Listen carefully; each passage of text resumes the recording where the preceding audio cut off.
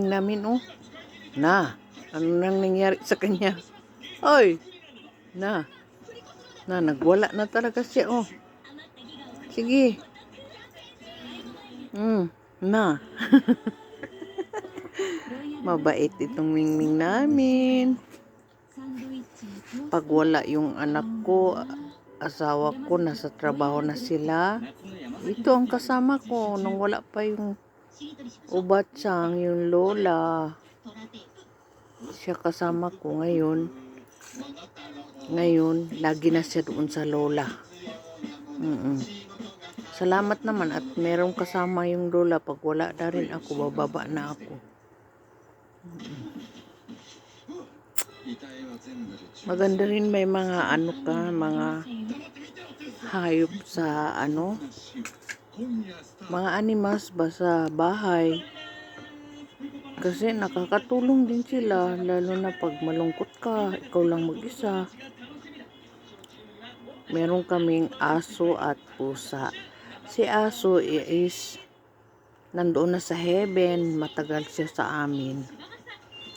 Sabi ng doktor, uy, bihira lang daw ang matagal.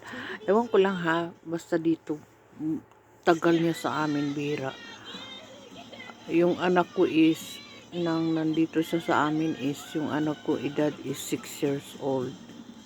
Hanggang papi, sa kamuti, sinda ano nga, waka na ikot so ni Juyong. Ni Juyong, say, waka na. Toshi. Tabo ni Juyong yan na. Saka mo to dyan mumo nga sinda toki. Ninenta ta. Onda kara ni Juyong. Ni Jugo. Siguro mga 23 years old yung anak ko. Nung nawala siya sa amin. Tapos, ano nga, 6 years old pa sila. Sabi nga ng doktor, matagal daw. Bihira lang daw matagal. Ewan ko lang sa iba ha.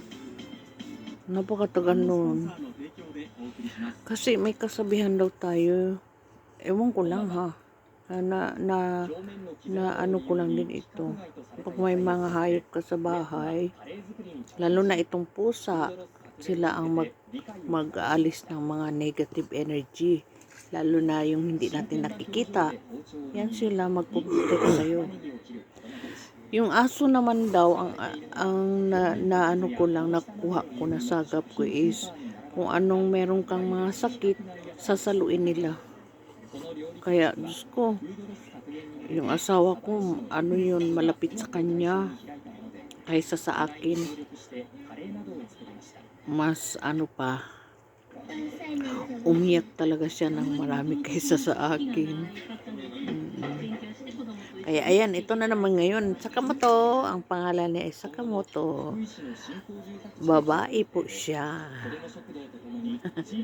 Yan lang po. Just sharing.